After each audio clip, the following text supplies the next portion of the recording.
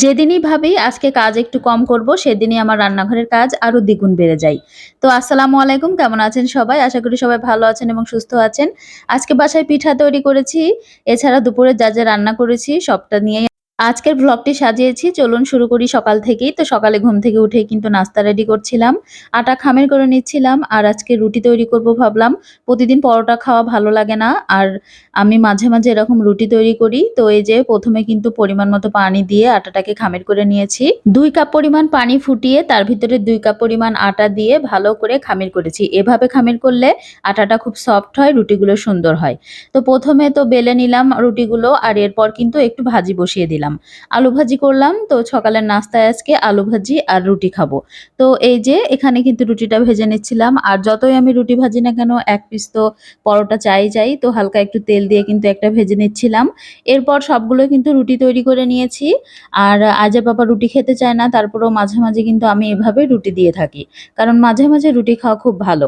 তো এই যে কিন্তু এখানে নতুন একটা কড়াই ব্যবহার করেছি আজকে। তো দেখছিলাম আজকে ১ম আমি এই কড়াইটা বের করেছি যে আজকে এই প্যানে রুটি তৈরি করি। তো ভালোই হয়েছে মোটামুটি। আর ১ম তৈরি করেছি তো এজন্য একটু ফুলছিল না। তো পরবর্তীতে ঠিক হয়ে গিয়েছে। তো এখন আমি সবাইকে কিন্তু নাস্তা খেতে দিয়েছি।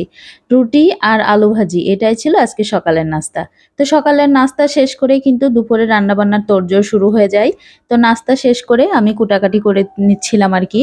তো আজকে ইলিশ মাছ বের করে সেটাকে কেটে রেখে দিয়েছি আর এদিকে বেগুনটা কেটে নিচ্ছিলাম। বেগুন দিয়ে ইলিশ মাছ দিয়ে আজকে তরকারি রান্না করব। আর ভেবেছিলাম যে অল্প কিছুই রান্না করব। এর মাঝেই তো চিন্তা করলাম যে না একটু পিঠাও বানাবো আজকে। আর এই যে আজের বাবা কিছু ফল নিয়ে আসছিল সেগুলো আবার আমি গুছিয়ে রেখে দিচ্ছিলাম। এদিকে আজামনি এসে বলছে যে আমাকে একটা কেটে দাও।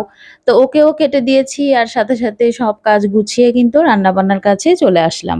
তো এইগুলো গুছিয়ে রেখে আমি ১ম এ পিঠা বানানোর প্রস্তুতিটা সেরে নিব। তো আটা খামির করে নিয়েছি, মানে চালের গুঁড়া ভালোভাবে খামির করে তারপরে কিন্তু পিঠা বানানোর প্রস্তুতি চলছিল। তো সকালবেলায় কিন্তু রোদে বসে এগুলো তৈরি করে নিচ্ছিলাম। আমি, আমার শাশুড়ি, সাথে আমার মেয়েও হাত লাগিয়েছে। ওগুলো গুছিয়ে রেখে তারপর রান্নাবান্নার কাছে চলে এসেছি। আর রান্না শেষ করে তারপর পিঠাটা তৈরি করব। এরই মাঝে যে চুষি পিঠা বলুন বা সেমাই পিঠা এটা বলে, একেক অঞ্চলে একেক রকমের নাম। তো সেগুলো কিন্তু হালকা একটু শক্ত হয়ে যাবে। তো আমি পিঠাগুলো তৈরি করে রেখেই কিন্তু চুলা ধরিয়ে দিলাম। তো ১ম এ কিন্তু ইলিশ মাছটা হালকা করে ভেজে নিচ্ছিলাম। আর এই যে ১ম এ মাছটা ভেজে তারপর আমি বেগুন দিয়ে রান্না করব। ভাবছিলাম যে মাছটা ভাজবো না। কিন্তু মাছ না ভাজলে যে কেউ খাবে না। তো এই যে তারপরে কিন্তু একটু লাল লাল করে ইলিশ মাছটা ভেজে নিলাম। এরপর এই কড়াইয়ে কিন্তু আমি রান্নাটা বসিয়ে দিব। ইলিশ মাছের তেল কিন্তু এর ভিতরে বের হয়েছে। তো ওই তেলের ভিতরেই মসলাগুলো কষিয়ে নিব ১ম এ। তো পেঁয়াজ কুচি দিয়েছি আর এর ভিতরে রসুন বাটা, আদা বাটা, এরপর গুঁড়া মসলাগুলো দিয়ে ভালোভাবে কিন্তু কষিয়ে নিচ্ছিলাম। আর মসলা কষিয়ে এরপর কিন্তু একটু পানি দিয়ে দিব। বেগুন যখনই রান্না করি তখন কিন্তু মসলা কষিয়ে পানি দিলে পানিটা হালকা একটু গরম হয়ে আসলে ওই পানির উপরে যখন বেগুন দেওয়া হয় তখন সেই বেগুনটা কিন্তু শক্ত থাকে না, সাথে সাথে নরম হয়ে যায় আর কালারটাও বেশ সুন্দর থাকে।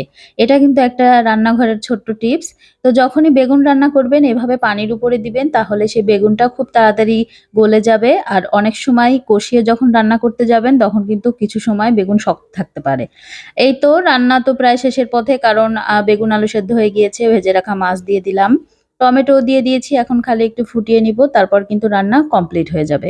তো দেখতে দেখতে কিন্তু রান্নাটা শেষ হয়ে গিয়েছে। রান্নার শেষে ধনিয়া পাতা কুচি উপর থেকে ছড়িয়ে দিয়েছি। হালকা একটু ভাজা জিরা গুঁড়োও দিয়ে দিয়েছি। এই যে রান্নাবান্না কমপ্লিট করে নামিয়ে নিলাম।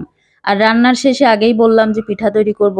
তো একটা হাঁড়িতে দুধ জাল করতে বসিয়ে দিয়েছি আর অন্য একটা হাঁড়িতে গুড়টা গলিয়ে নিলাম। মানে গুড়, খেজুরের গুড়ের পাটালি ছিল, তো সেটাকে গলিয়ে না নিলে তো সময় বেশি লাগবে।